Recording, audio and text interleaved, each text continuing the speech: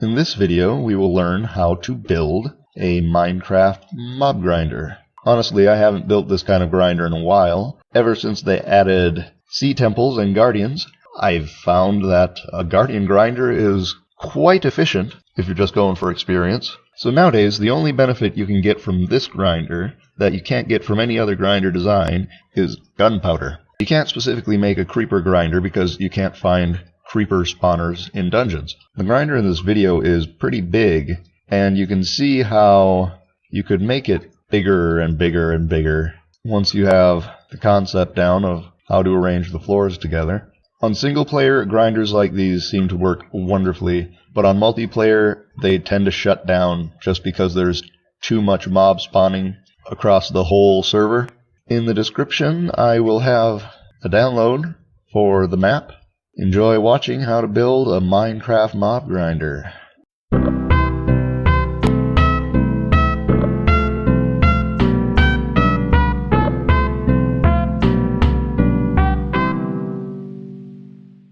So here's the grinder. That's the first floor, which is just a tiny little floor actually. It's not a full-size floor, it's just going to be right there in the middle, with a trench around the outside, which is going to channel the mobs all the way through to the mob elevator, which will bring them all the way up to the top so they can fall down about a 20 block drop and be fully damaged and ready to die. These streams are all 8 long, so they each need their own source block.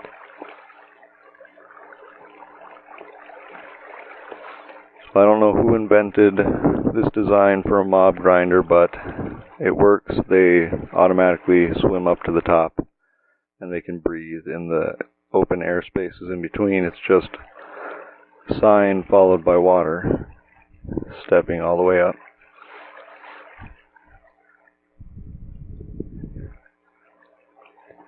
So here it is with a roof over that first area, and this stream of water around the outside is held up by signs, and I just put it in to break the fall of dropping mobs.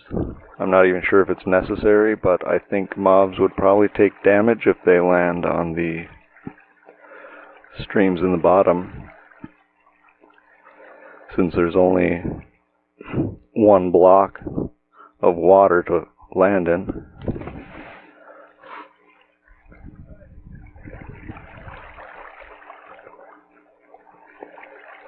And then if any drops get lost down there, zombies will pick them up and carry them up through to the collection area. So that's a bonus. This is just the inside of that little small floor. So there's the center of our first real floor of the grinder, and it has cactuses there, which are going to be for killing spiders.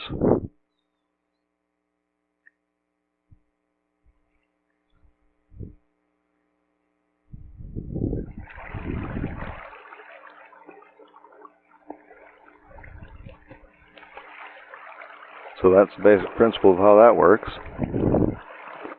Here's the outer ring, which has the wider trenches for pushing spiders into the cactuses. And the gaps around the outside are for the outermost ring, which need to be up higher since it's got to go with another stream of water. There's the ladder. It goes up through the center to get you to the collection floor, which is in the middle of the grinder. So that way, if you are standing in the center, if you're just going to go AFK right next to the collection point, you have floors above you and below you, just kind of all around you where mobs can be spawning. So there's the outermost level, and a little bit of the roof put on over the first floor.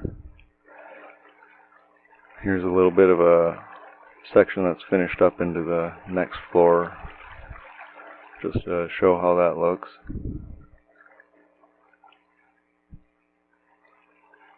And if you see, all the little blocks over the trenches there are to keep mobs from falling from higher levels onto the stream bed and taking damage. So those are there to keep mobs from taking unwanted damage, because if they take a little bit of damage anywhere other than the main fall, then they'll just die in that main fall.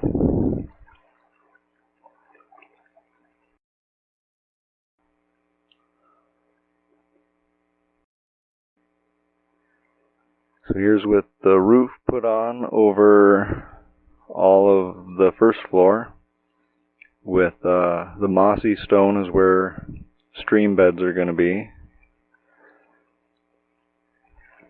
And then if you look on the outside in a minute here, oh, there's a fence post for the sand. But outside, if you're building it up in the open air like I was doing here, you'll find that there are certain spots where you'll have too high gaps where mobs can spawn, and you have to break that up by filling it in with extra blocks. But if you're just digging this out underground or something, then you don't really have to worry about that. So see here, this would normally be a 3-space high, and mobs could spawn there, and I just filled it in with that middle line of bricks.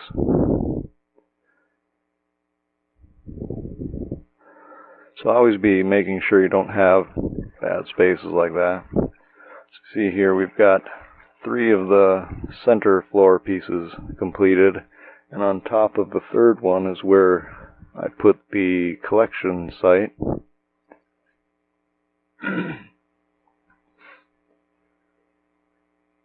So then the ladder doesn't go up any further than this here. There's with the walls up.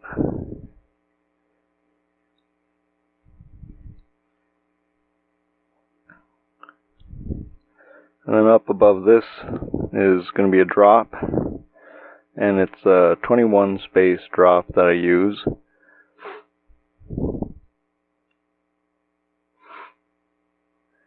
Now this is inside, showing how the spider killer works, or doesn't work.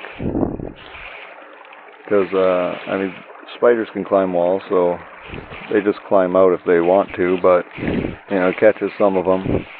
So it's better than nothing.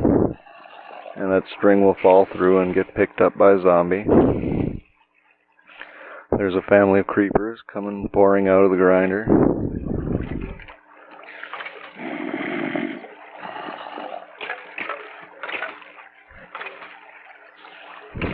For the most part I was building in peaceful. I just turned it on to normal for showing how the things work. Here's a little turnaround I do to switch mobs from the elevator over to the drop. You should be able to figure out how that's built by looking at it. Just a bunch of signs keeping the water specifically where I need it to go. So there's a skeleton, comes up that little spot and goes around. It catches fire because there's no roof. Normally it'll have a roof. So if it doesn't, then they'll just burn. Even if they survive the fall, after being burned, they're just going to burn to death in the collection hole. And when you do put on a roof, it needs to be made out of half slabs so nothing spawns on top of it. And there's a zombie carrying some string.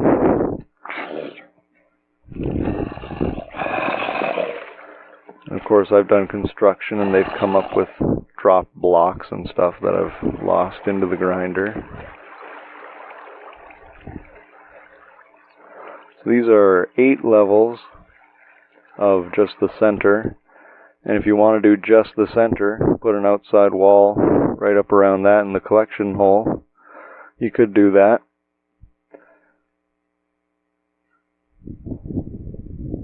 Sort of a minimalist way. Of course, you get a lot more the more floors you add. Even this could always have more floors added onto it. I don't know the maximum distance of how effective it would be, but that's the great thing about it, is you can always add more and more floors to it. So that's a cross section, just showing how the floors all fit together. Here's the outside, and it's got this track around the outside, which is for going AFK in. So rather than sitting in one point, and when you're standing still, you just have this aura of no spawn zone around you. I think it's like a 20 block radius around you. So being on minecart just kind of stimulates activity in the grinder, and it doesn't get too far away from the collection point to make them despawn. So it's here the Y level is the same Y level as inside the collection point.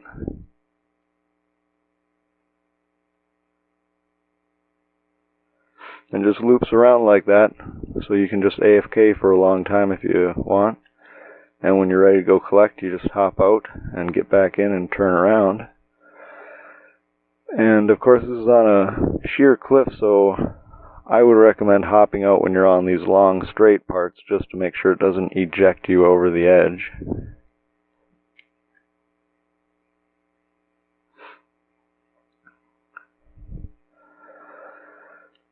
So now it's going to cut ahead to a point, 5 minutes of riding the minecart. I come in and check it, and his number is cut off on the edge, but it's 80 something of 117 entities.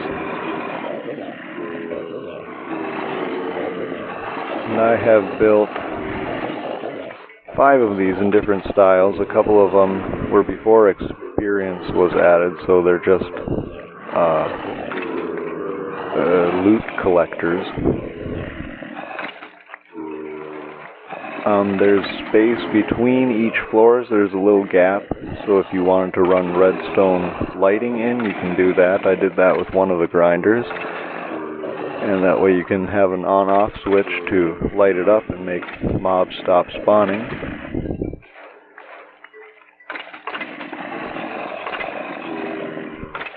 And so that's about it. That's the grinder for you.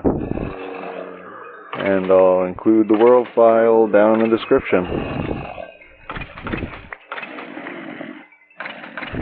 That gets you 22 experience about for 5 minutes.